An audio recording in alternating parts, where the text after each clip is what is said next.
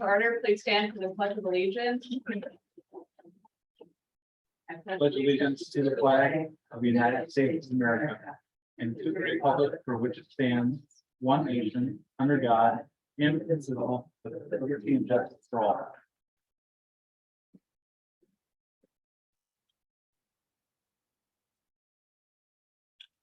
Let the record show that all board members are present except Eric Minks and Chad Young. And we will move on to our showcase for tonight. And we welcome Rebecca Fuller and Princeton Online. And you're up. Awesome. Welcome. Great. Yeah, thank you very much. I'm just going to share my screen here. All right. Well, thank you so much for inviting Princeton Online this year and just wanting to hear a little bit more about our program. I have a guest with me tonight. This is Teresa Schmidt, and she is here representing her son and herself and her family. And her son is a 12th grade student in our program, and this is his second year with us. So she's going to talk a little bit later and chat a little bit later about that. And so I just wanted to give you a little bit of information from, let's see, there we go. So Princeton Online, you know, we really are covered with the mission of our school and the vision. So that's always something that we are is our foundation and where we build everything from. We do have a focus that the staff developed last year, and that's on building effective relationships with all students that will motivate, engage, promote learning and accountability for all students. So that's something that the staff wanted to be very focused on with the Princeton Online students, and we continue that this year. So a lot of the things that we've developed are because of that focus. This was last year, just to move this to the side. Just to share a little bit about last year. Our enrollment for last year, you can see that in all three tries. At this time last year, we had 70 students that we were serving. The FT is full-time, part-time, and then the OD is out of district. So those are out of district students that we served there each trimester.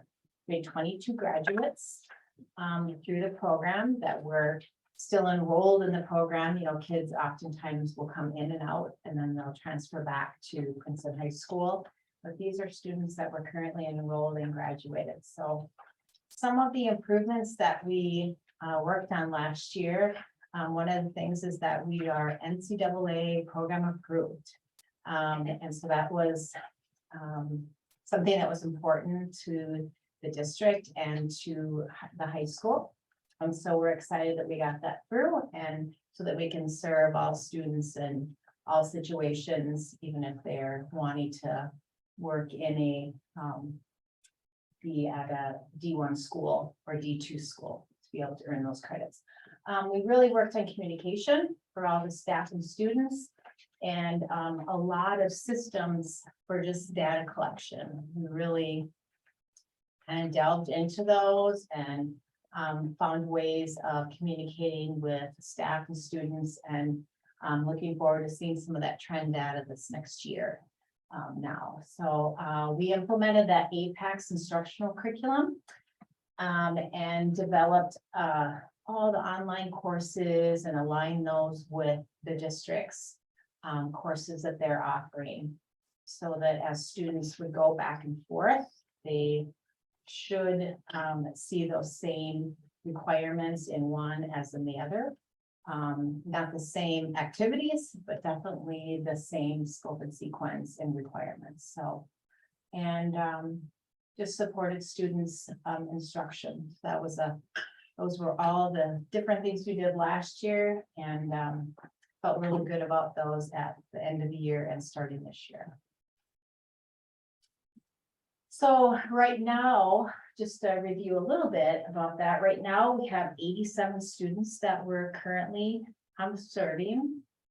And a big initiative for this year is implementing those live classes with not just asynchronous is what we've traditionally done, and now we have some synchronous instruction.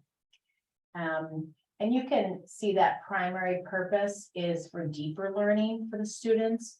We're not going to be teaching what they're already learning in the curriculum. We're going to take that, those concepts and skills and get those deeper, and develop those soft skills of that collaboration, problem solving, communicating, all those pieces that are really critical for life.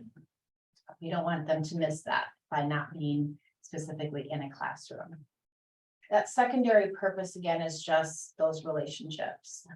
It's so important for those students to make those connections with the teachers specifically.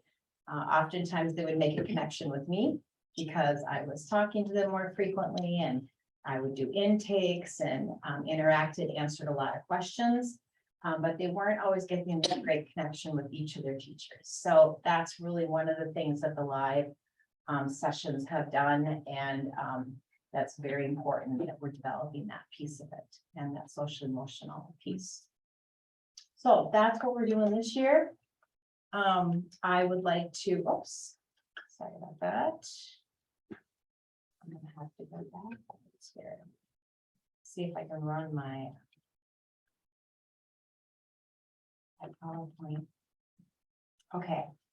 So wanted to talk to you more about just what do students and families say about our program. I asked some questions and more about why did you choose alternative education?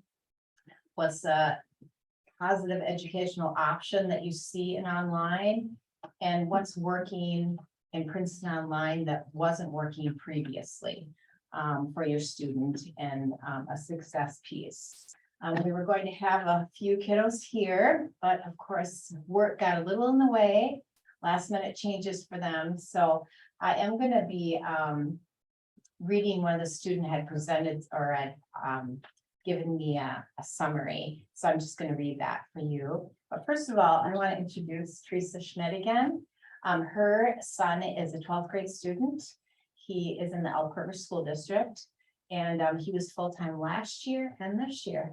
So yeah, and so she was kind enough to come out here and chat with you guys. So yeah, what are some things that are working for Jack? Yeah, well, first of all, I really felt like I had to be here because they have done so much for my son. It's just been just wonderful.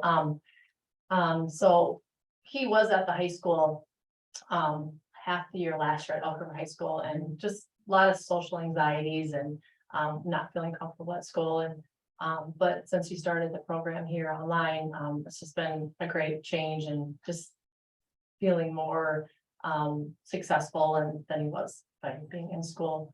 And yeah. So it sounds like his confidence is. Oh, yeah. And then, like you said, the meetings, the Zoom meetings and stuff he had with Miss Milam, how do you say that? Milam, yes.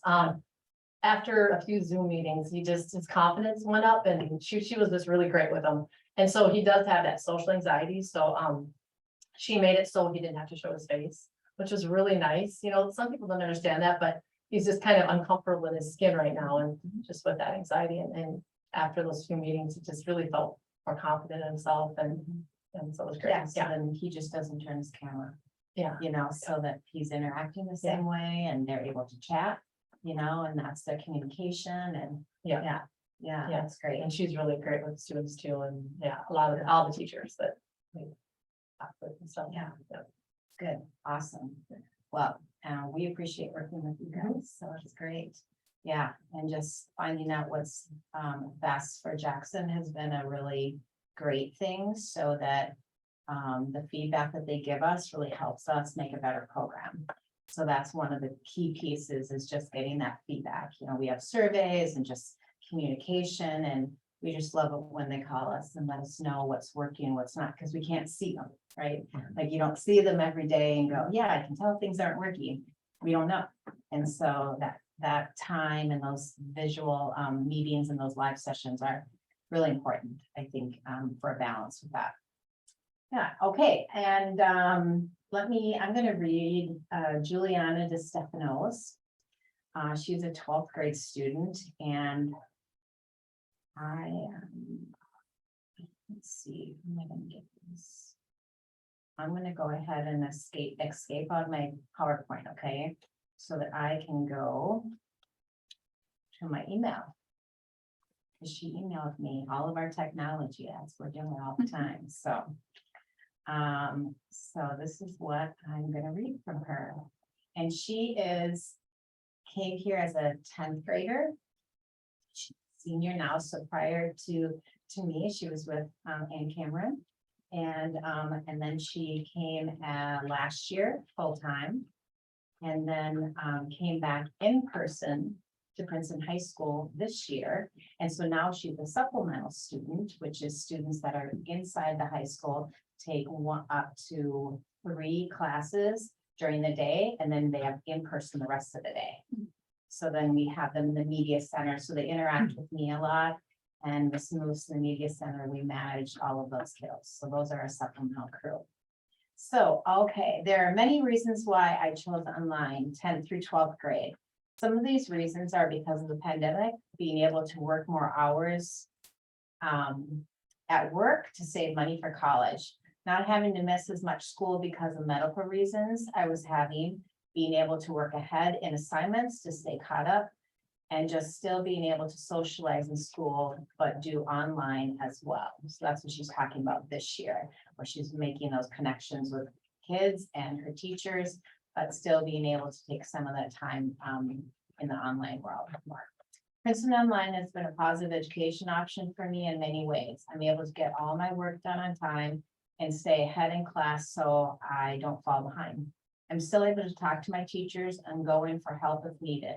I was able to work more hours at work too and stay on top of school while being able to save up money to go to college. One thing that has worked for me while I was in Princeton Online rather than in school was being able to work more. She talks a lot about that, and which has been super important to her. Take electives that were not offered in person and being able to see all assignments due for the whole tribe, which helped to stay ahead so I didn't get behind. So that is Juliana De Stefano. And when she talks about being able to see all the assignments for the tribe and the Apex curriculum, from day one, everything's posted. So they can go there and really see the big picture of where they're starting and going, so there's no question.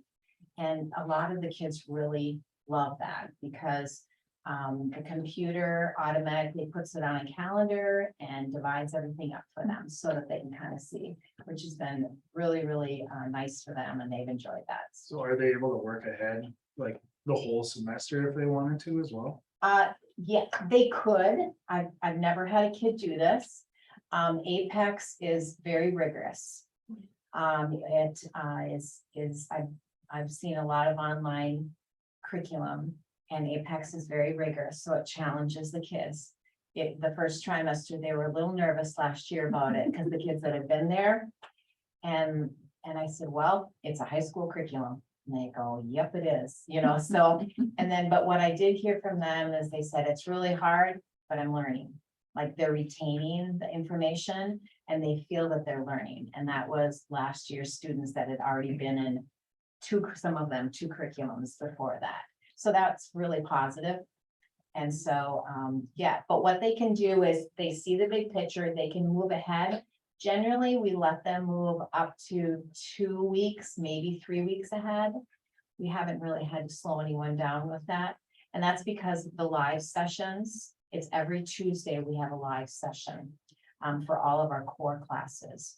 So a lot of the teachers are preparing things that are related to approximately where they're at in the process, so. Okay. And then we have our non-core classes meet the first and the third Thursday of each month. So those are all those elective classes. And so we meet every week on those core pieces that they're going to need, that English, social science.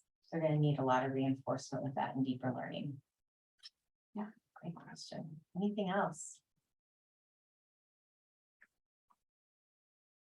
I think you're doing a great job, and just the last last couple of years. I mean, we rebranded. We've really been on a journey to change a lot of things about our Princeton online. You know, one of the pieces, we changed the name of it, right? And, you know, we're trying to get the word out and, you know, attract students from outside of our district that may have a desire for online learning. I think one of the things that happened statewide in Minnesota is that at one time Princeton was one of only a handful of school districts that offered online in the state of Minnesota. And during the pandemic, you know, dozens, if not hundreds of school districts rushed to create something and implement it due to necessity. And, you know, we've evolved through the pandemic a lot too, but the one thing is, you know, we feel confident that because we've been doing this for a long time and learned from lots of mistakes, that we are, you know, continually getting better at that. And, you know, it's up to us to really meet the needs of every student, given all of the different needs that are out there. And this is just one way for us to do that. And we're proud of it. And I think just like with all of our program, we're pleased, but we're not satisfied. We need to continually grow and improve with what we do. Rebecca, are the teachers teaching in their subject matter? So if you have a math class, it's a math teacher. Can you tell me how that works a little bit? Yeah, so I'm a part of a community of online through the State Department, and we meet every month. And it's really interesting to see how people have, how people have hired for those positions. So what Princeton does is that, like, our math teacher now has regular classes in person, and then one of their class is an online class. Or two of them, she has an elective, actually Ms. Moss does, an elective and a math class. So that's ingenious. I mean, it really is, because it really supports the student. And a lot of people struggle because their numbers go down a little bit, and then you've already hired this person, what do you do? You know, and you can't, I mean, there's so many options in the state of Minnesota for online. We do our best to keep them, but they're all different, you know, and so it's kind of a moving target. Like, some kids are just moving around. So does one math teacher handle all the math? Yes. And is that how it goes in English or social? Yes. Or does it just depend on enrollment? It depends on enrollment, plus they handle it based on numbers. Okay. They can have up to 40 students in a class. And is that one FTE for them? So that's the enrollment. And so oftentimes now the elective classes are a little bit different, because it's important for us to have a range of options for kids. We need enough of a range to keep them, right? Because we don't want to add, you know, we could have kids for 4 years. So that gets a little tricky. And so some teachers will take on a variance then for those electives. So we have like a PE and a health teacher. And we also have a business teacher. But some of the business might have a FACS class, because there's not as many students in the FACS class. So we're hitting those big ones. As enrollment goes up, then it would be pretty easy to schedule that into the high school schedule that Ms. Muckenhirn has done. So it's pretty great. So are these students able to collaborate with, say, another school district's online classes? Let's say like Alexandria or something as a great Yeah. nursing elective. Are we able to partner Well- with them and do classes like that? So far, we haven't done that. So you can there's a lot of rules in the state on that, because it's all about funding and kind of splitting those funds all apart. So right now, supplemental is when a student can take a class from us. Now I have a student that's two students that are going to Spectrum, and they're taking our Algebra 2 class. So they are just taking our online, so that would be a supplemental student. It's cleared through the state and the 2 districts, and then they split the money, you know, because then we get that chunk of it that we are. So sometimes that's the confusing piece. The other collaboration I think would be awesome is that if we can do more CTE classes. So that's something that there's been a lot of talk about. A lot of people would like to do that. You know, I also do the ITV classes right now. And so that's kind of that same idea is where you're sharing one staff member from multiple locations. So I think it's probably in the works in Minnesota. It's just not quite there. So Becca, briefly, Apex is a curriculum, right? Yes. But it's aligned with the Princeton curriculum. Yes, so I'm thinking more of the standards. Because, you know, just like we're aligned with the standards, Princeton's aligned with the standards. And what we did is that we had Princeton teachers go through Apex curriculum and picked like when they offer that. So in English 12A, we went through, we have this full curriculum, and then they could just pick which things they cover during that time. And then 12B, then we took that same curriculum, we divided it up, because I have a whole year's worth, and then they picked, and that, so that it would align. It's not perfect. Just with different projects and things like that, it's actually more enhanced. They have a ton of projects within Apex. So they're kind of picking and choosing which aligns best with the high school. So we're getting as close as we possibly can. Thank you. Yeah. Apex has just been just a great curriculum to offer hands-on projects and their way of teaching the kids and learning. Everything has a study guide. Those kids have to fill out the study guide, you know, and learn as they're reading. Because it's tricky when you're only reading, you know, I mean, for me, I know that's not for you, Mr. Chomsky, but for me, it goes out, like, you know, he was my teacher, I know. But, You but- remember that far back. I know, you're a very good teacher. So Yeah, so it's, I just want to reference to the close collaboration that Rebecca has to have with the high school administration on the scheduling side of things. And that's been able, you know, we've been able to leverage that to keep staff, you know, or make staff whole. Let's say somebody is only, you know, scheduled in for a 0.6. And, you know, it's one way every year that we're able to work and try and be as good as we can to our team members so that we can make them full-time if we possibly can. And every year it's a jigsaw, but they seem to make it happen.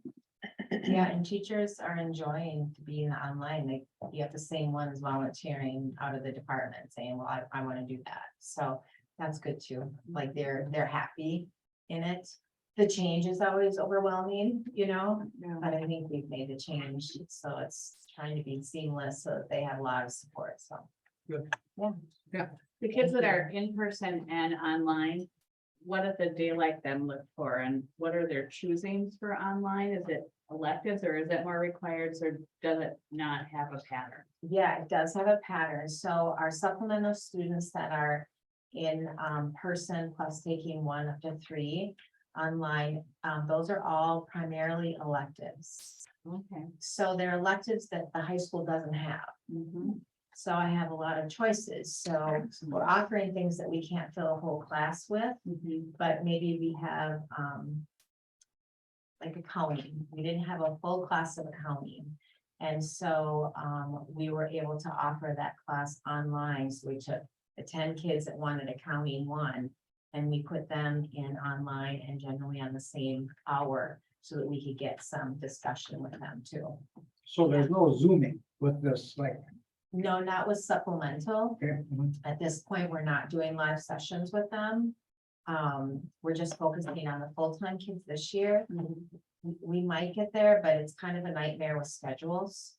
Because the teachers, the time that they Zoom is their online hour. So we spread those all out during the day. So, and honestly, the supplemental students, they get a lot of support. You know, they're getting those, if our goal is about those essential skills and those collaboration and all those pieces and relationships with teachers, they're getting that in the school day already with their in person. Plus, they oftentimes, the teacher that has their online class, they've already had that teacher.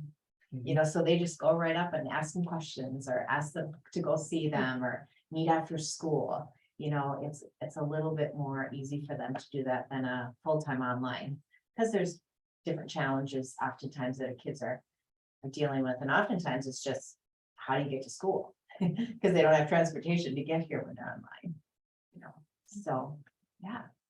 Are you seeing any homeschool families take a class here and there in our online or?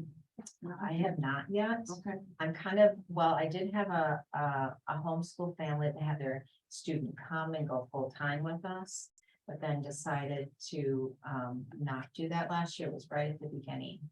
So I'm actually, it's one of those pieces that would be a great growing piece. Yeah, I would.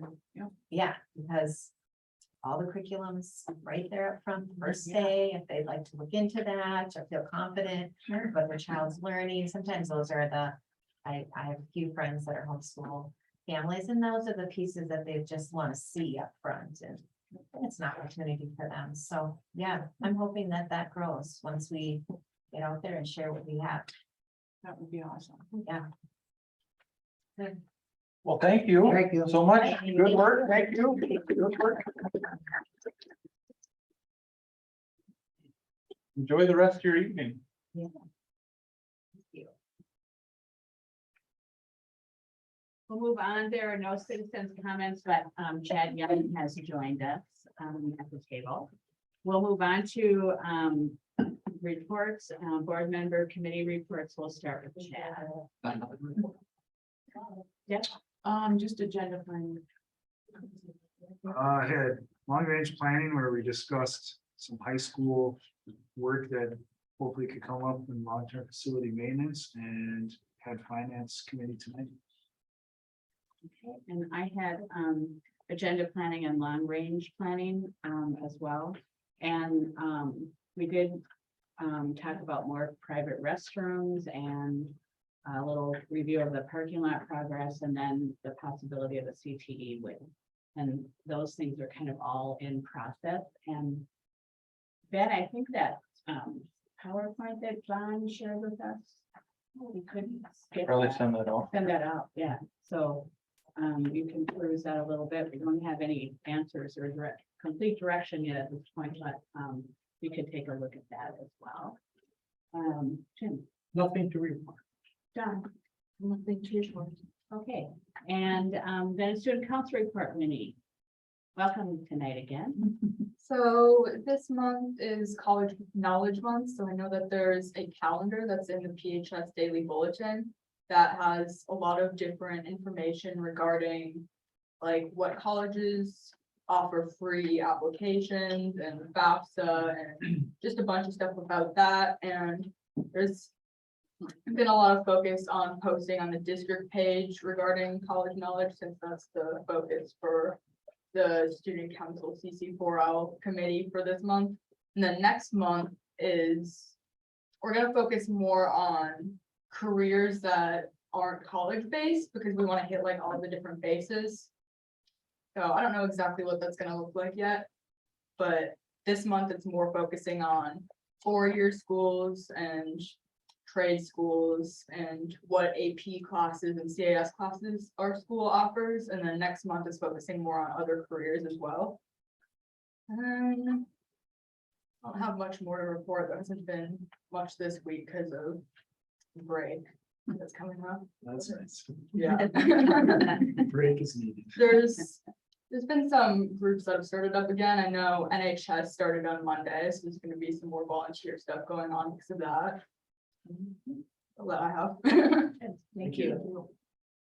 Superintendent report. Well, this week hits a time honored tradition milestone in Minnesota of MEA break. And I think everyone is in need of a break, and it signifies an important time in our year for our team members and our students. I'll talk a lot about facility in my remaining remarks. As it was discussed, we did have a meeting to look at options for restrooms. more private restrooms. We do have an idea of which restrooms at the high school would be the most easy to take on and renovate first. Bathrooms that are basically stacked on top of each other from the first floor and the second floor, that we're gonna look at some options, and we think that that's something very reasonable that we can tackle as soon as possible.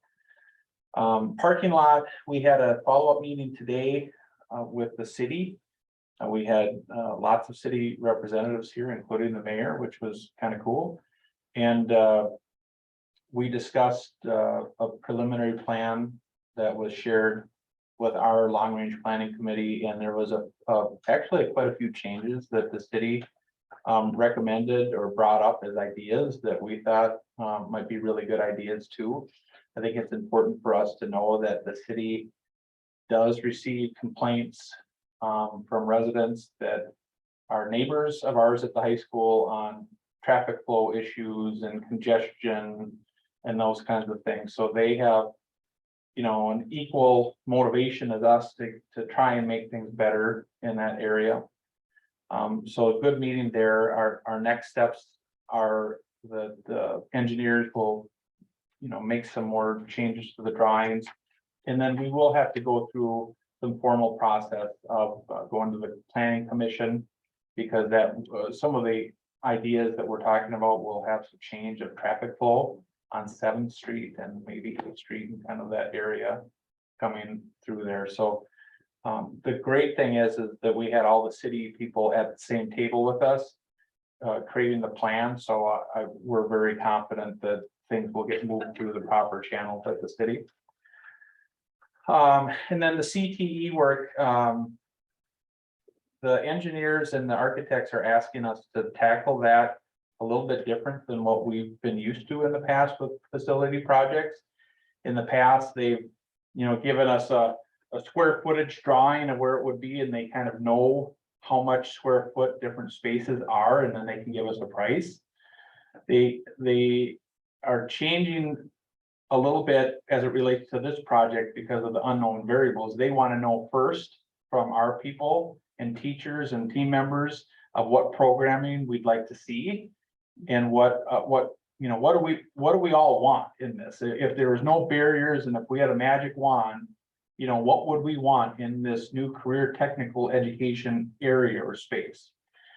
And then they'll kind of put a pencil to it and give us a price on what they think that would be. So that slows things a little bit for us, because we now need to do some of that work on the front end. So we'll be organizing meetings with all of those folks. I want to share with you that we still are in conversations with a developer on the land that is north of the middle school, and I just received an email today asking to meet with the city administrator and myself to further discuss things. So we're setting that up at this point. I want to share with you that we had our first meeting with our transportation department bus drivers, which has been a new tradition that we've started. And we are aggressively moving forward with a plan to implement some of the newer features that TransFinder would allow us to do, which would, you know, allow parents to track how far away a bus is from their bus stop, you know. And then the next step would be, how would we have that accountability for students to scan on the buses, so we have attendants and parents can really track where their children are. So that work is happening. And Michelle is leading that charge with Palmer Bus, so they're creating a strategic plan on implementation. But we'd like to see that happen sooner than later. So that's happening. And you know, I think that, well, the last thing I'll make reference to is that I shared an email with the board regarding the Make-A-Wish Foundation possibly partnering with us on a project to enhance our weight room at the high school, and we had a meeting on that as well. And we have some strong ideas, and I think that's a project that potentially can move forward quickly. It's certainly, funds from Make-A-Wish Foundation will not, cover all expenses, but it would definitely be a partnership, and we'd be having to put in some resources, significant resources, but it could happen at a very discounted rate to enhance that weight room. And we would look at using long-term facility maintenance for just the shell of that existing room, which would take a look at the floor and the ceiling and the walls and the HVAC and those kinds of things. And then we would take a look at the design and the actual equipment that we would want to have for a state-of-the-art wellness weight room facility. In a perfect world, we could pass a referendum and build extra square footage because we know we need that. Our space is smaller than what we'd like. But I guess we've determined that to move this project along, we'd rather go for it. And then have in the back of our mind that if we ever did get additional square footage, that equipment could be transferred and moved to a new location. Another thing that's kind of exciting about that is that as part of this Make-A-Wish, and the student that is asking for this to happen has asked that the existing equipment be then brought to the middle school so that the middle school can have weight room equipment. So that would be a fun conversation for us to have if we can see this through fruition. Gazillions of other things going on, folks. It's busy, but I'll end my remarks. Thank you. So we're gonna move on to approve the agenda, and because we have Matt here, I am suggesting that we move the information or the action items ahead of information. So the abatement bond resolution and then the second reading of policy we'll do first, and then go on to information second. So I would entertain a motion to approve the agenda with those changes. I'll make a motion to approve your amended agenda.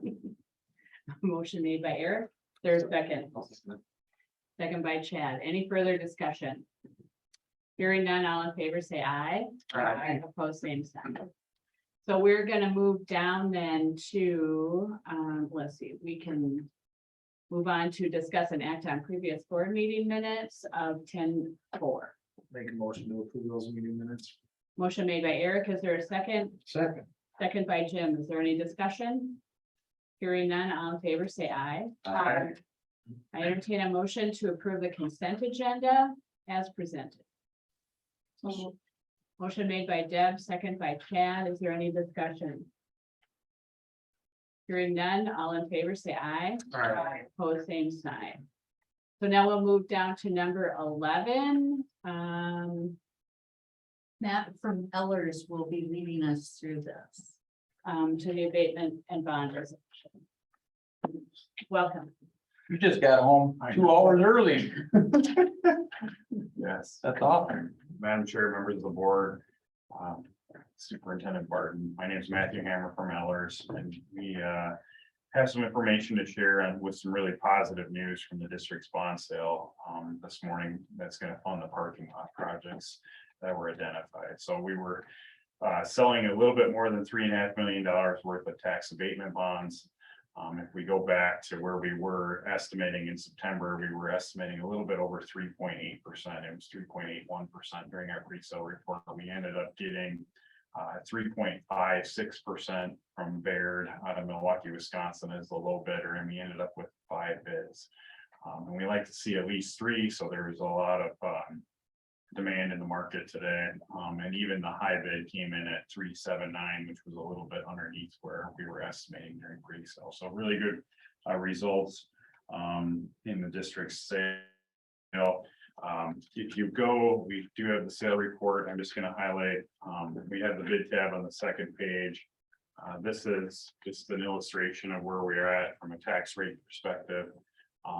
Right now, as we're looking at where preliminary values have come in for taxes payable 23, there's a lot of growth going around the statewide. And based on preliminary information we have from all the districts, counties, we're estimating about 25 to 30% increase in valuations, which results in lower tax rates for the district's existing debt service levies, and you can kind of see what we're projecting as you go forward. So even with the additional tax levy for the tax abatement bonds, we're actually estimating the district's debt service tax rate will actually be a little bit less between 23 and 24 as we forecast this forward where we're at right now with that valuation growth.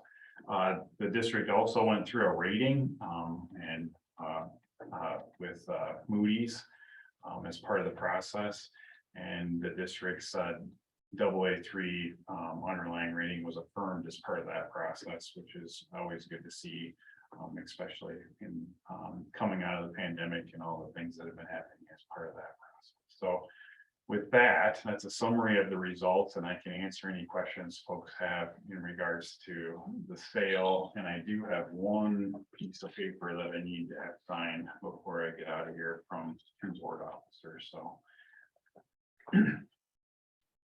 Well, I would say that if the board chooses to approve this, then on your way out, you can just walk right up and give it to them and they can sign it.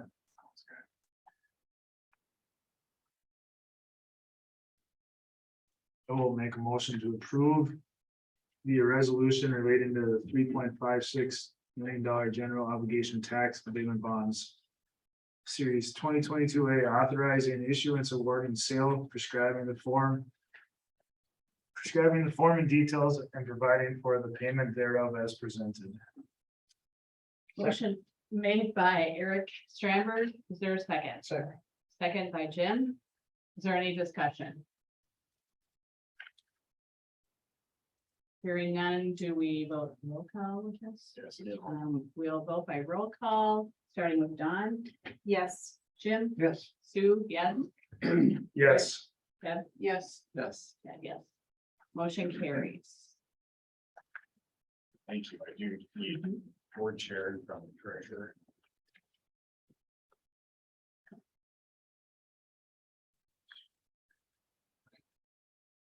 You want treasurer or clerk? Treasurer would be. Is I that just what you need said? two board Oh, officers. okay. so it's He fine. typically. Yeah, so if you're signing.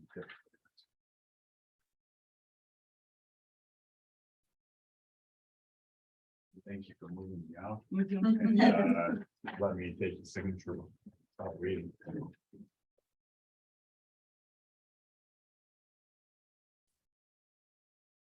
Where'd you drive from? Live in White Bear Lake, so it's not too bad.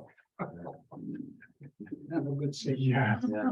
Thank you guys so So it's not much. too bad. Yeah. You know, in perspective, you probably have to drive to school districts from one end of the state to the other. Right, far north is Roseau and far south is Hills Beaver Creek, if anybody knows where that is. Which is down by Sioux Falls, so we have quite the range. Thank you for coming. Yes, yeah, we always greatly appreciate the opportunity. We're really happy with the results, so. Yeah, very Good good. results today. Thank you. Take care. All right, goodbye. Thanks. That's great. We'll move on to second reading of policy. We looked at these at the last meeting. Summary of changes are there. Entertain a motion to accept the second reading of policy. Motion made by Deb. Is there a second? Second. Second by Eric Stramberg. Is there any discussion? Hearing none, all in favor, say aye. Aye. Opposed, same sign. Motion carries. Okay, now back up to, let's see. We are, Sarah. I'm gonna see my technology skills with pulling this up on the laptop. So Emily isn't doing it? You're doing it. Well, it's on the laptop, Emily said. Is she? She's there if we She need her. hears everything. Emily. Trying to press the escape button, but it's not, Just minimize it. or-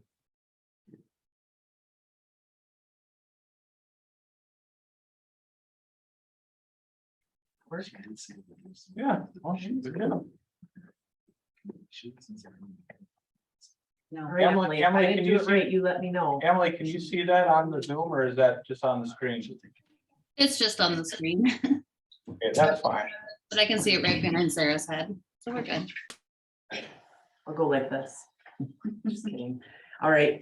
Thanks, everybody, for having me tonight. It's just truly a privilege to come and just share. I love coming because I get the opportunity to talk about all of the great things happening at the primary school and represent the strong team that's there. So thanks for having me this evening. This is what founds us. This is our foundation, our district continuous improvement plan. I appreciate how we have connection from district level to each of our sites. And then at each of our sites, we work within our leadership team meetings to develop action plans that are flexible enough to meet each site need, but yet keeps us connected to that district piece. So there's that connection. What I did right here, if you'd like, I linked in our action steps for all of our different leadership team meetings. Or goals, I should say, that we have. We got together last June and developed them collaboratively. I really believe strongly in that participatory type of leadership where we collaborate and we kind of, share different ideas and kind of make it the best that it can be. When you go into that link, if you do, you'll notice that there is many steps on that action plan. Oops, I accidentally went on it here. I'm not sure how to get back.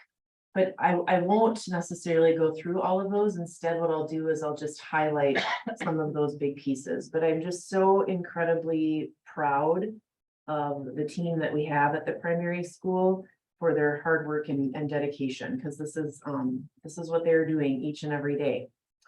Something that continues to guide us in our foundation with our relationships with students, kind of our culture. And with the instructional side is the Princeton paradigm. This has been really fun for me, even just this year already, now that we're starting more of the formal observations to help support our new teachers. We are using this dialogue as much as possible just to kind of get used to, well, what does success criteria mean? So even when we're just having our planning meetings and how to look what the look fors are in an observation, and then just beyond general lesson planning, we're using this language as part of that culture of what we're trying to do. And then it can present opportunities, especially for our new teammates that are new to Princeton, first year here. What do you mean by taxonomy? What do you mean by success criteria? So it's allowing us to go deeper in little chunks, if you would, within that Princeton paradigm, in addition to seeing it at the beginning of the year and periodically. So that's just been absolutely lovely as we partner with teacher coaches on the Princeton paradigm. I will probably have this slide included every year that I come to share, because similar to how the district has a district mission and a district vision statement, we at the primary school wanted to do the same thing, where we collaboratively with teachers, paraprofessionals, food service, custodians, just kind of said, what is our why? And a couple of years ago, we had that why, and we decided to come up with, based on that why, a collective vision statement that grounds us to what we do each and every single day. And in the tiger paw there, you'll notice that some of the words are larger than the others. Those are the words that appeared the most often in that conversation of the why. And we gathered some collective commitments that support that vision statement. And when you first walk into the primary school building, in the front doors, this is the first thing that you see on the left side of that wall. And whenever I give tours to prospective families who want to come and see the primary school, that is one of our first stops. Not because it just looks great on the wall, because it does, but it's really the collaboration, and it grounds us in our why. And so whenever you kind of have this, sometimes we go back to our why. It just helps keep us keep us focused with those things. And it's been really positive for us, and I'm really proud of that and that collaboration behind it. When we look at our enrollment, we should play Celebration right now, the celebration song. We are actually up about 59 students this time this year. October 5th is when we pulled the numbers from Skyward compared to the end of last year. So that is exciting times. There's our breakdown. You can kind of see how that is. But overall, from last year to this year, we're up almost 60 students.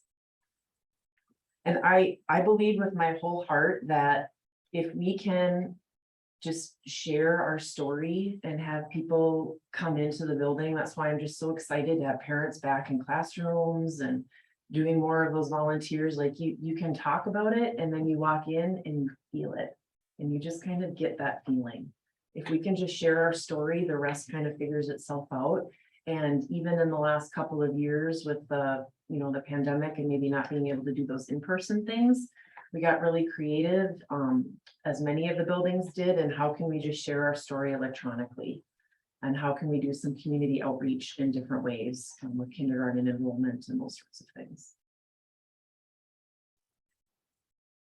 And we just love school, right? Pictures just of some of our little tiger cubs or little pumpkins over the homecoming week there. Little mismatch day, just having some fun.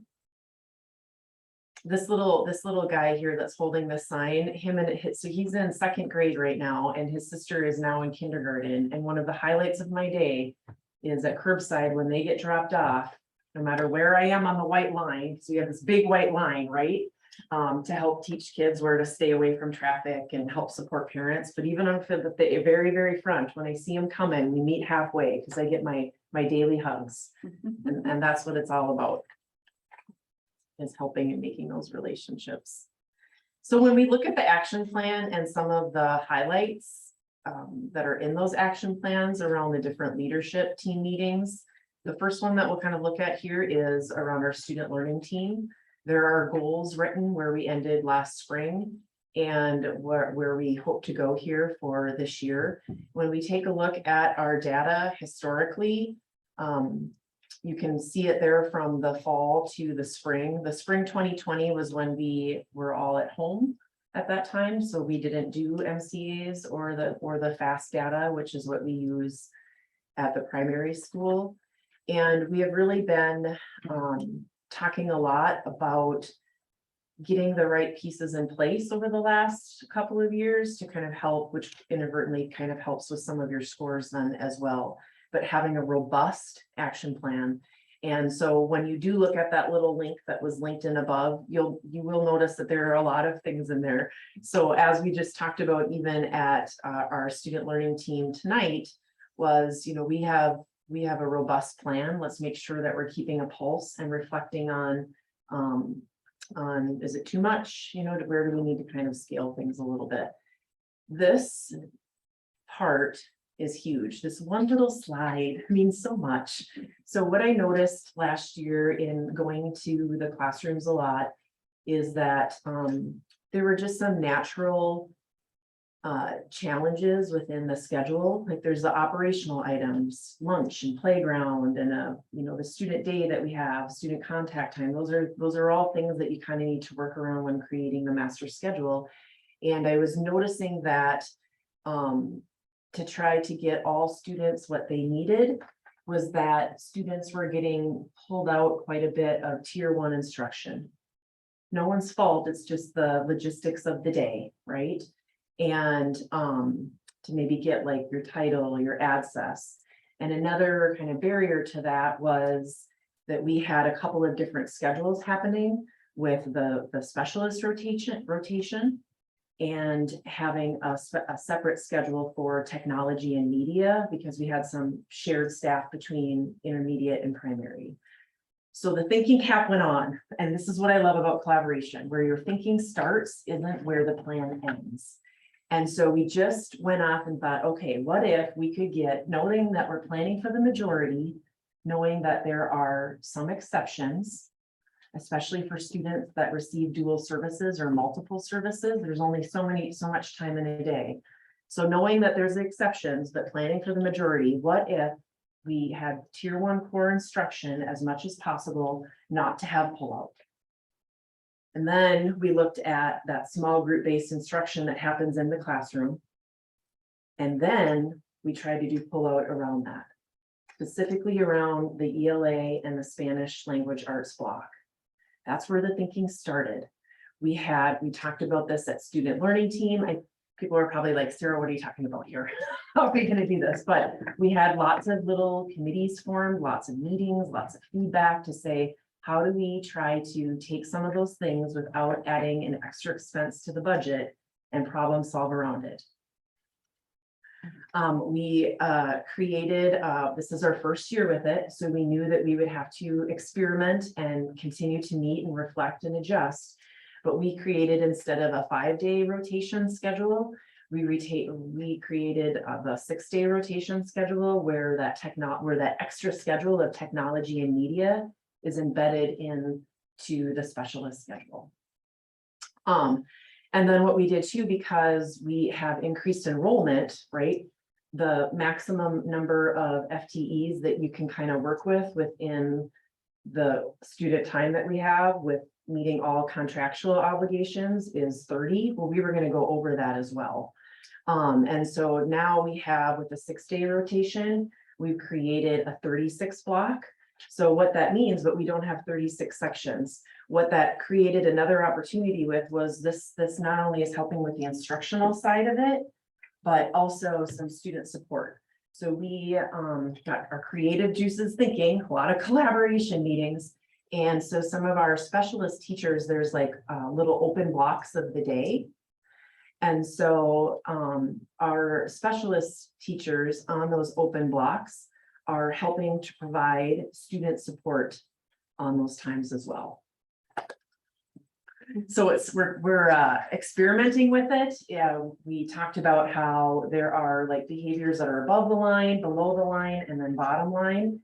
And so what we're thinking is that these are for students that any teacher can use, grade level teacher, specialist teacher, intervention, special ed, anyone can. So let's say I'm in your classroom and Sue, you're my teacher, and Sarah didn't get her work done.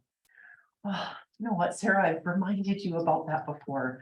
I think you're going to go and we call it Tiger, a Tiger tune-up. We're going to go into Tiger tune-up, and then that's where Sarah can complete her work. But then also usually there's kind of those behaviors that are right below the line, probably because I wasn't following Miss Van Hooser's directions. So then there's that reteaching as well. So it's just another layer of accountability that can kind of help support our reset room supervisor with more of those below the line types of things that are happening. So I'm really excited for it. It's going to be a constant reflection. We've met once already to say, okay, how's it going? How can we help support? And the feedback overall has been pretty positive. And then our student management team that meets, which is our behavior access, myself, our counselor and reset room, we meet 3 times a month.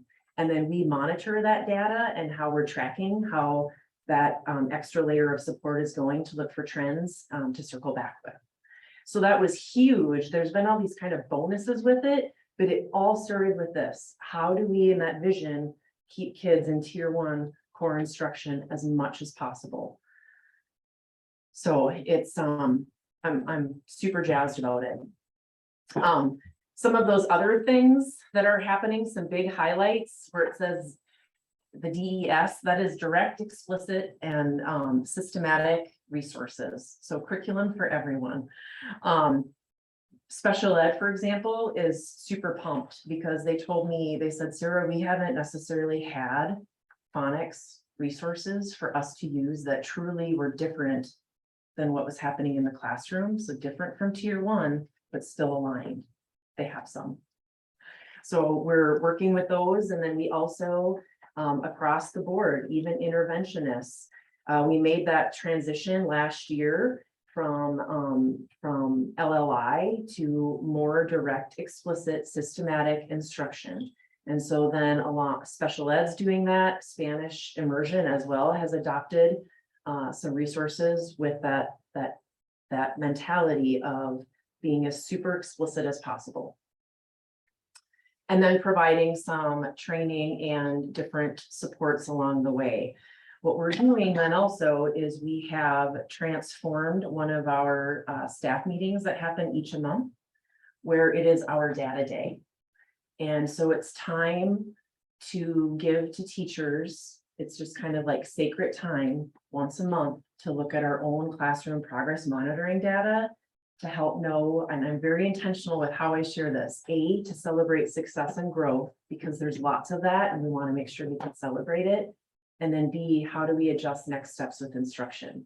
That data day is closely aligned that it happens right before the PLC meeting where they talk about MTSS, so that that data is fresh. I know where my students are at. Now I can go collaborate with my colleagues in a couple of days. So that's another layer that we kind of implemented with those different things. Focusing, you can see there on the math piece. This is another, let's play the celebration song, letters training. I started letters myself last year. It has changed my life. Letters is, I'm sure Jess has come to talk about letters, right? But we have 95% of our students either in cohort 1 or cohort 2, meaning that they are continuing from last year or starting this year.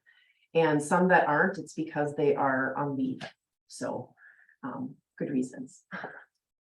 And then taking all of that work that we're doing, that hard work, and documenting it in Atlas so that we can look at those trends and kind of help support when new staff come in, look where things are overlapping and doing those sorts of things too.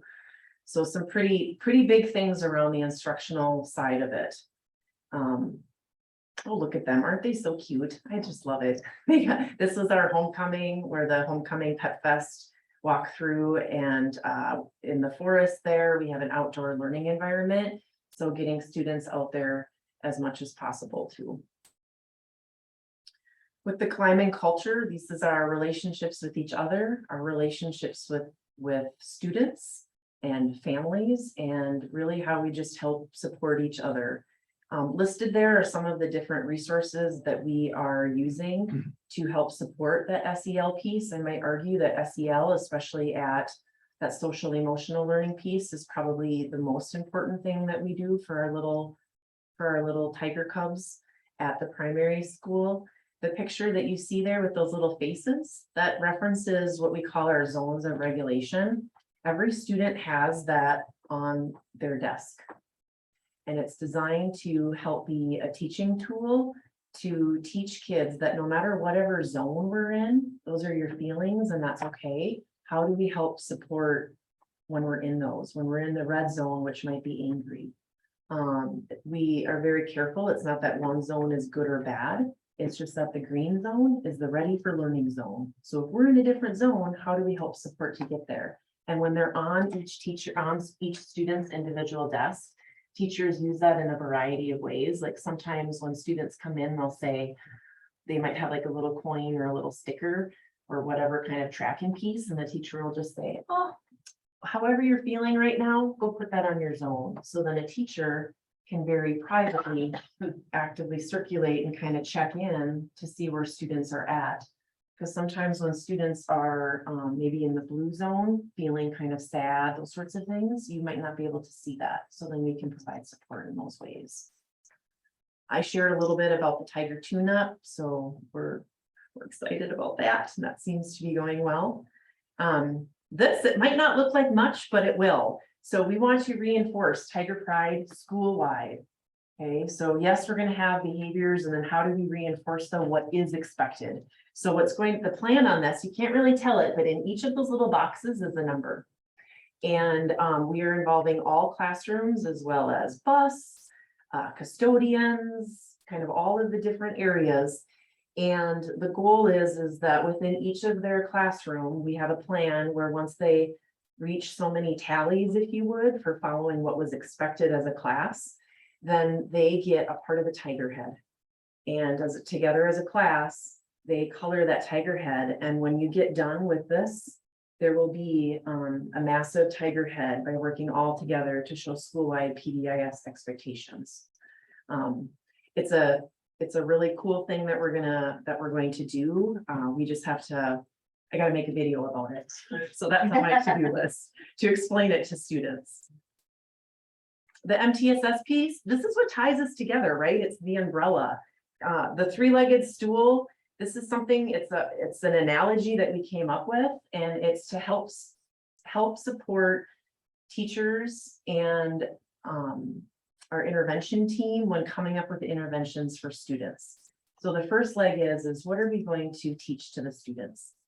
We know that, let's say that Sarah is in your class and I am out of place and I'm maybe not keeping my hands and feet to myself. My replacement behaviors are going to be, let's teach Sarah what it looks like and what it sounds like to be in place and to keep our hands and feet to ourselves. And then the second leg is how are we going to track that so we know how it's working. And then the third leg there is how do we recognize and reinforce that for the student. It's been kind of working well for us to kind of take something that can kind of be overwhelming and just try to simplify it a little bit. Okay, who's wild about kindergarten? Last year was an event in the making. So prior to COVID, we wanted to update the kindergarten orientation experience a little bit based on feedback that I had heard from teachers, from families, just kind of all the way around. So we had this great plan called Kindergarten Safari, and then we said, let's do it. And then the pandemic happened and we had to pause it for about 2 years. Last year, we unpaused it and we did it for the first time. You were there? Yes, wasn't it fun? Sorry to put you on the spot.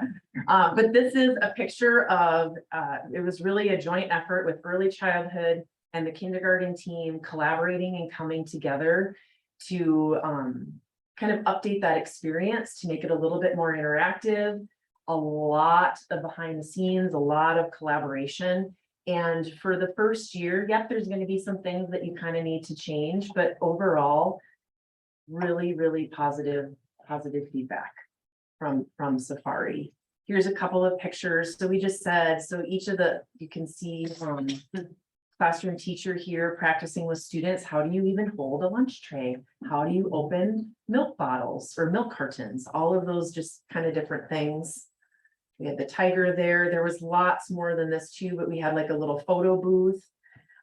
Each of the students got a lanyard that said class of 2034, maybe, whatever graduation class there was, but we just wanted to put that little bit of personalized touch to it, because those are the things when we think of not only students coming, but retaining our students. And those are the fun things that when a student graduates from high school, they pull out at grad parties and put on. So just trying to have a little bit of that personalized touch to it in lots of different ways. And there they are. That's the primary school. Any questions or anything that I can share more about? What grade kids do the fast testing? Is that second grade? Great question. It is all grades, K1, 2. Depending on the grade though, will depend on if they do like an A reading or an E reading, because some of the subtests apply, for example, better to kindergarten than second grade. So they all do fast. So when you saw that fast data, that is a compilation of all 3 grades, depending on if they take A reading, E reading, or A math, or early math. Any other questions? As always, strong work. Well, Strong work, and I think we just need to acknowledge with all of our principals and John coming up that we're gifted with strong leadership and strong principals, and makes a huge difference. And to see the energy at a 7:30 at night after the day that I know that you both had, it's incredible. Hey, make it sound fun to go to school. it is fun to go to school. Thanks for That's having why me. kids like it. Thank you, Sarah. Thank you. Sarah and John, if you have board showcases, groups that you'd like to bring to share, we would love that. I'll get on it. Yeah, we're really trying our best to get students here, so Yeah. that's, We have Wayne. yeah. I have a video with Winnie in it. I won't share that tonight. Thank you. Yeah, anyway, so it's hard to follow Sarah. I mean, Sarah is here and I don't know where I'm down there. So she's just amazing at Missouri, but she sends kids who are ready to read school, which is something we appreciate. But similar things, we have a very sweet, what I try to do is I'll connect with Sarah and I'll say, just know what I need to do not to step on your toe. I don't do that, but I say, what are things you're doing so we complement each other? We want to make sure we complement each other. I want to go in a different direction or do something that is not going to support the work that she's done, the foundation she's built. I didn't notice that. I think I have a typo on this. I think it's not 72 immersion students, but more like 92. Enrollment's gone up for us as well, probably 18 or so students. So nice to see us having more students. The flip side of that is we did have to add a teacher late in the summer, but it's always good to be able to have that type of a problem. So that was good to see. Really our focus, different slide layout than Sarah had, but really just how do we make sure that the curriculum we have matches what the kids need, so that the instruction and the curriculum kind of weave in and support the students. So really important for us. We've changed some things how we do English language arts, kind of building on what Sarah's been doing at the primary school. Relationships is always going to be a big thing. Students are going to struggle more in learning if they don't have that relationship with those adults that they are around all the time. And so making sure teachers are connecting with their students, support staff have those strong relationships, professionals, and staff connecting positively with each other. It does make a difference. Teaching modeling practicing habits of the tiger, critical work for us. And then we've always prided ourselves on doing really well with the tiger pride type concepts and just creating a safe and positive learning environment, continuing to do that in year 18, I believe it is. Goals. What I do with each of these slides, but I put the district heading below it. But really our goal is to, again, focusing on reading and math. We use the STAR reading and math scores, and what we're looking for is the percentage of student growing. I have like 6 slides after this that are all data. I'm not going to go through every single point of that data, but just to show you where we're starting, our starting point from the fall and where we want to see ourselves growing in the spring. And so just to look at the colors, if nothing else. So the green is students who are currently on track to exceed. The blue is meets, the yellow is partially, and the red is not. Now we see a lot of red and yellow. So the goal here for all of these is to have our students grow. The nice thing about this is it is very predictive of where students will be in the fall. We actually typically grow 5 or 10% more than the predicted amount, which is good for us. When we look at the spring scores compared to NCAs, we notice that they're within a percentage or two, sometimes right on. So we know that this is a very predictive test so that we can, the fact that we can actually have kids grow more is encouraging. We still have too many kids who are below that line that we want to continue to support. And so that's why I've done some radical things differently, especially with our ELA program. So I'm not going to go through each slide, but just to give you an idea, if you're curious where we are currently as of, we started doing these testing the first week of school. So where kids were coming in fresh off the summer. Yeah, so too much yellow and red, and continue working on those students. Our goal really is to create that safe environment. So we want to have an environment that's positive, that's safe, that kids can grow both academically and socially.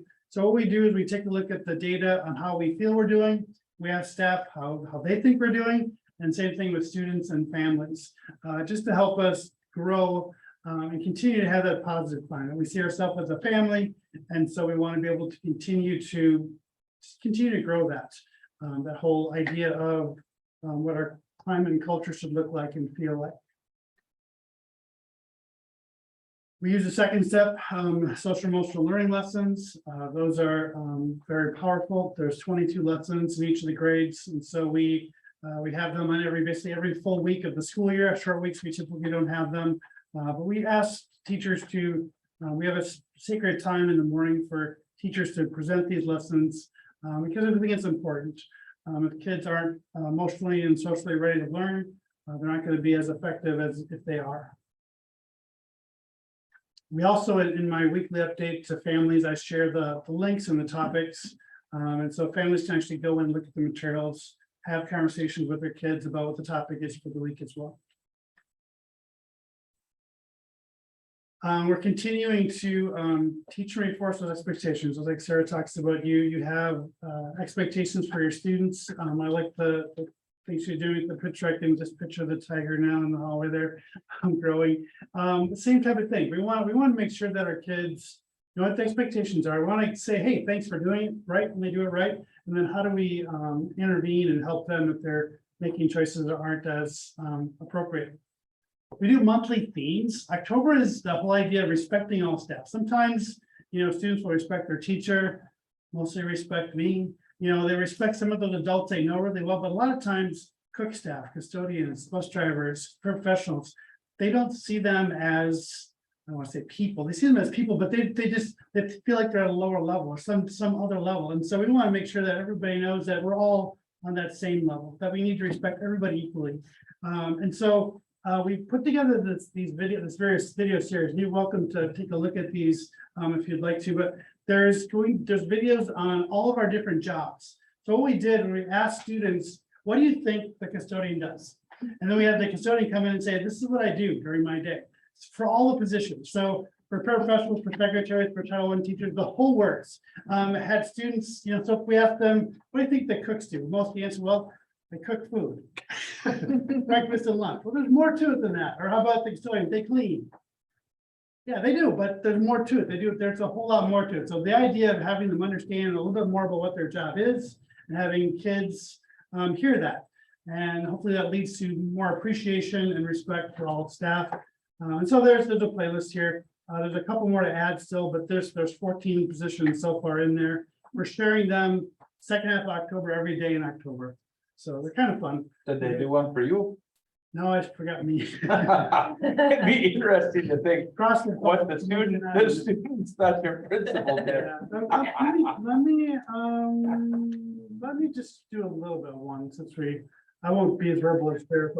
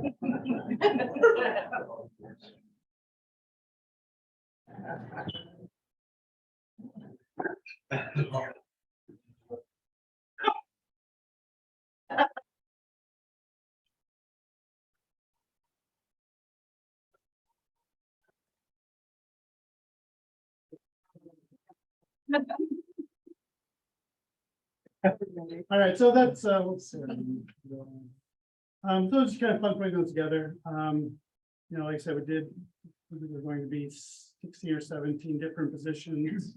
Kind of fun to do. We'll continue to we have actually bringing back Tiger Pride Family Night this November. We haven't had that for a couple of years now, so it'd be nice to have that, bringing in families to talk about what we do with Tiger Pride. Similar to Sarah, we have MTSS where we just multi-tiered systems of support. We want to make sure kids are getting what they need. Some kids are fine with that tier 1, some kids need more, and some kids need even more than that. So how do we use that system to help support our students? Continue to encourage the use of outdoor spaces. We have some great outdoor spaces, and so encouraging folks to use that. Operation wise, we want to make sure that we're safe. So part of that is you know, making sure our staff are aware of what we do in emergency type situations, crisis type situations. And so we have practiced those, working closely with the police chief and fire chief. That's kind of highlighted the intermediate school tour there. Any questions, comments? Answer for you? Probably for both of you. Are you getting any questions from parents about social emotional learning, the curriculum? I have not.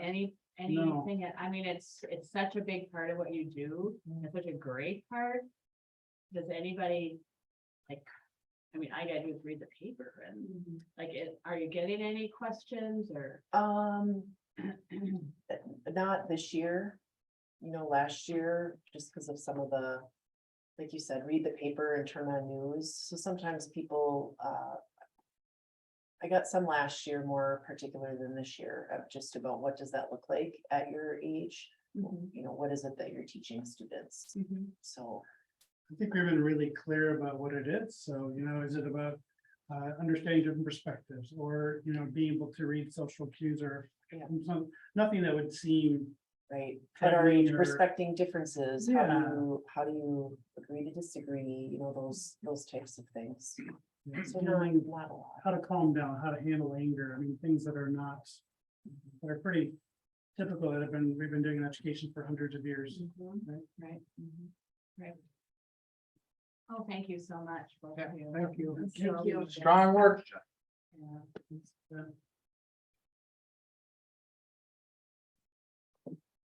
John's been our most veteran principal in the district. right? Father time now. Yeah, I used to tease Greg, think about that. I'm that person. There's a lot of years of experience there. And both Sarah and John are state trainers for PBIS. Very well respected. Again, it's a blessing to have you. Yeah. So thank you. Thank you. And I think that you probably should grab your stuff and leave. I listen to the boss, I guess. Go home to your family. My brother-in-law's getting married this weekend, so we're hosting a whole bunch of out-of-state people. Sarah needs to prep the house for that company. That'll all be good. Thank you. Thank you, guys. So we'll move on to 10C, enrollment update. So as Sarah and John indicated during their presentations, enrollment is up. Pretty much district wide. K-8 is up 134 with our end of September numbers, and 9 through 12 is not significantly above what we kind of expect. We always start out at the beginning of the year with more students, and we need that to be that way because by the end of the year, we're down for various reasons. And looking at the numbers, we should be right in that ballpark of landing at around 1,000 students at the high school and maybe a little bit better.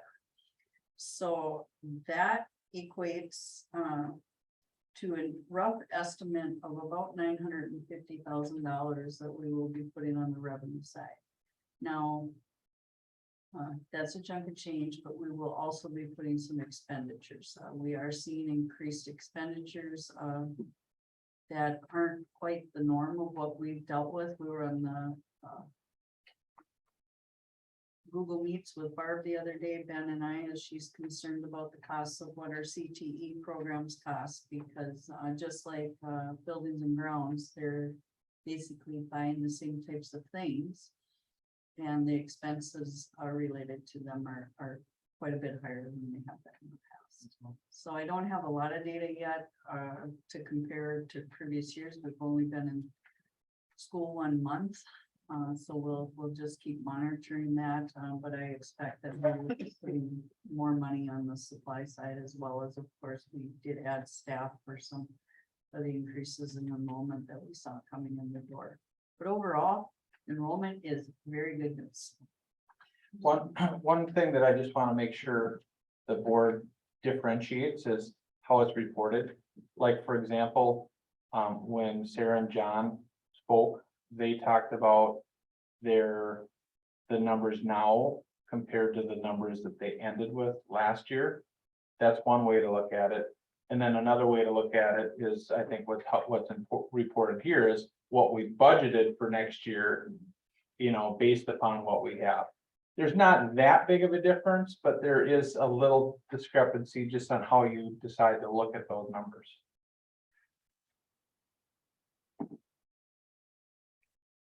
Any other comments or questions on that? What's the total student population for the district? We're just shy of 3,300.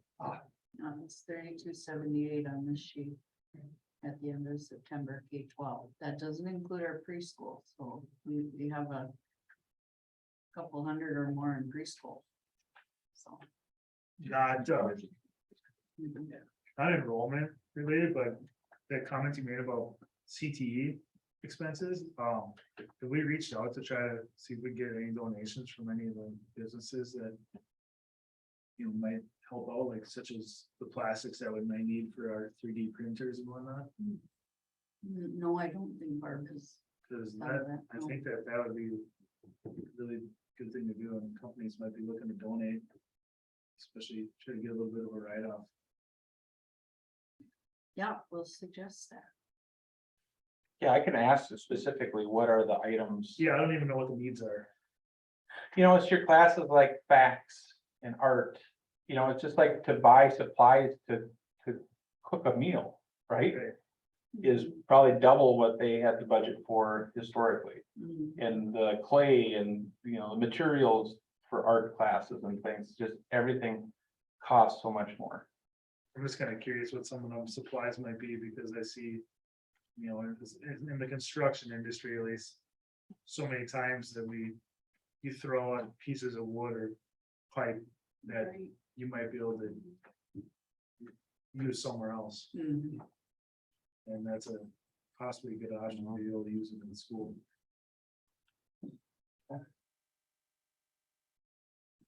right, we'll move on to 10D, health insurance update. So as you recall, last year we did our hit a bids last year. And we had a 15% rate cap, and after they analyzed without that rate cap, they indicated that we would be closer to that 20% mark. So the rate cap in this year really did us well because it slowed that down, and hopefully we'll come more into, you know, the revenues and expenditures on this will work a little bit better. They also did offer us a 12% rate cap next year if we don't go out to bid. And of course, that's a conversation with the committee, because the teachers union has a role to play in that. So it is going to be a chunk of change. This is a change that occurs. We're now at January 1 health insurance change. So we're on the calendar year. Any questions? All right, then we'll move on to first reading of policy.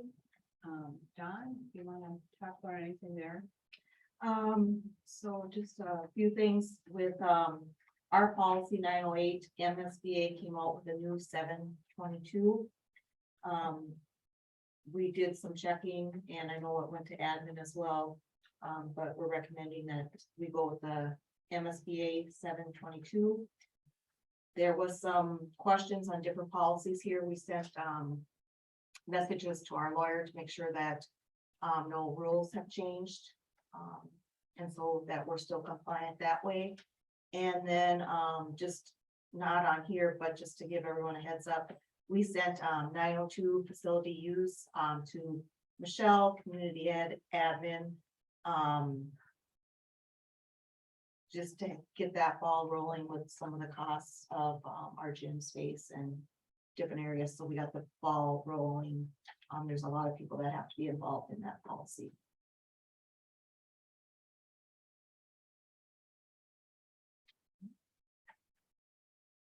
Any other questions for John? All right, we will then move down to, there were no additions to the agenda. The future meetings are listed there. We do not have a meeting in the first meeting of November. What's that? I think it's election night. Next eighth. Yeah, We haven't had, for the first meeting in November for quite a few years now. That's right. I was just curious. But originally it was because we were always moving because of the election. Yeah, second. yeah, so it's just how the election happened this year then. And we're okay to do the canvassing on the 15th. There's not a, Yep, we counted it out, we're good. okay. Does that have to, can that just be part of the meeting or does it have to be like a separate meeting? No, it can be right, it will be part of the meeting. Okay. All right. I'll entertain a motion to adjourn. So moved. Motion made by Don, second by Jim. All in favor, say aye. Aye. Opposed, same sign. Motion carries. We are adjourned. Thank you, everyone. Thank you. Thank you. How's it going?